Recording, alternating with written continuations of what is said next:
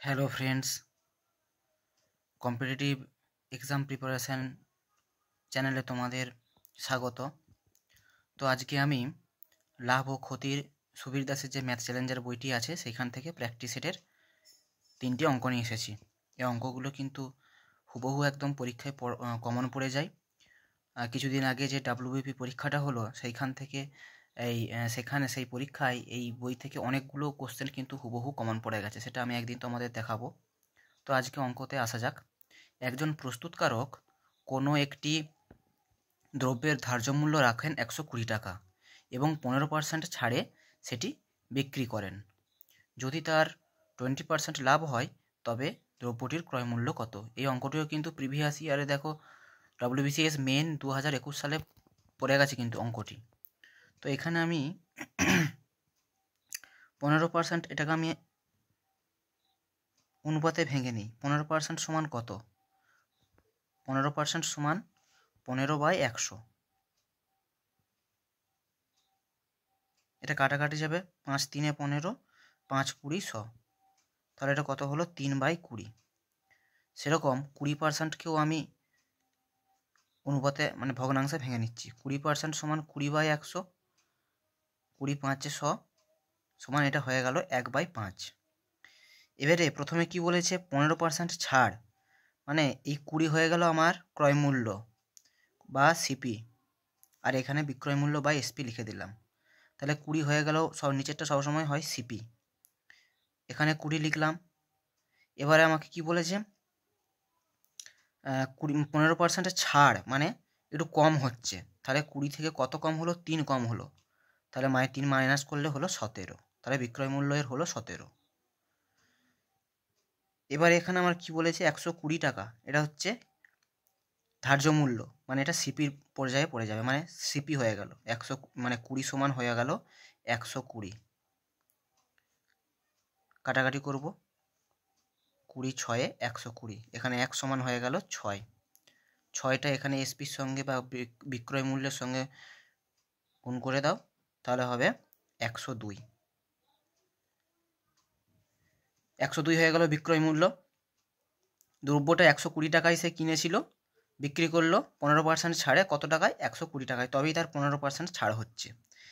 এরপর আবার আমি এখানে সিপি এসপি লিখব, কেননা তাকে বলেছে আবার 20% লাভ করতে হবে।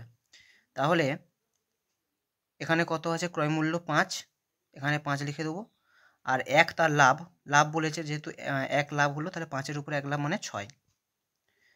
এখানে আমি পেয়েছি এসপি কত বা বিক্রয় মূল্য কত? 102, এখানে 6 সমান হয়ে যাবে 102। কাটাকাটি করব, এটা হয়ে গেল 17, তাহলে 1 সমান হয়ে গেল 17। এইখানে ক্রয় মূল্যের সঙ্গে 17 গুণ করে দাও, 17 5 85 টাকা, এর হয়ে গেল ক্রয় মূল্য। সঠিক উত্তর অপশান এ। তাহলে যদি তার 20% লাভ হয় তবে দ্রব্যটির ক্রয় মূল্য হবে 85 টাকা। নেক্সট অঙ্কটাই আসা যাক। 10টি লেবুর বিক্রয় মূল্য 13টি লেবুর ক্রয় মূল্যের সমান, লাভের হার কত? খুবই সোজা অঙ্ক। 10টি লেবুর কি বলেছে? বিক্রয় মূল্য বা সেলিং প্রাইস, এসপি লিখে দিলাম, 10 এসপি সমান 13টি লেবুর ক্রয় মূল্য। 13 ক্রয় মূল্য হচ্ছে কস্ট প্রাইস, সিপি, বা এটা তোমরা বিক্রয় মূল্য ক্রয় মূল্য লিখতেও পারো। তো এটা যখন আমি ভগ্নাংশ করব, এসপি বাই সিপি, বিক্রয় মূল্য এটা ক্রয় মূল্য, তখন এটা বজ্র গুণন হয়ে যাবে, মানে এখানেও লিখব 13 আর নিচে লিখব 10, মানে এইখানে এসপি সমান হয়ে গেল 13 বা বিক্রয় মূল্য হয়ে গেল 13, ক্রয় মূল্য হয়ে যাবে 10। তো আমার লাভ কত হচ্ছে? এটা 10 যদি আমার ক্রয় মূল্য হয় আর আমি 13 টাকায় যদি আমি বিক্রি করি, তাহলে 3 টাকা লাভ হচ্ছে। 10 টাকায় কিনা, 13 টাকায় বিক্রি করা, 3 টাকা লাভ হচ্ছে। তাহলে এই 3 বাই সবসময় ক্রয় মূল্যের উপরে পার্সেন্টেজ হয় 10 ইন্টু 100, 0 0 কেটে দাও, 10 3 30% হয়ে গেল সঠিক উত্তর, অপশান ডি। নেক্সট প্রশ্ন, যদি 8টি ফল 6 টাকায় কিনে 6টি ফল 8 টাকায় বিক্রি করা হয় তবে লাভের হার কত? এটাও কিন্তু WBCS মেন 2015 সালে এসেছিল। কত বলেছে? প্রথমে 8টি ফল বলেছে, 8টি ফল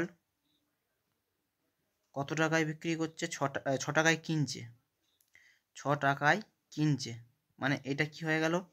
এটা হয়ে গেল ক্রয় মূল্য বা কস্ট প্রাইস, ক্রয় মূল্য হয়ে গেল এটা। আর বিক্রি করছে কটা? 6টা ফল বিক্রি করছে ক টাকায়? 6টি ফল বিক্রি করছে ক টাকায়? 8 টাকায়। এরপর আমরা কি করব, যে এখানে কিন্তু আমাদের কোয়ান্টিটি বা পরিমাণটা আমি সমান করব।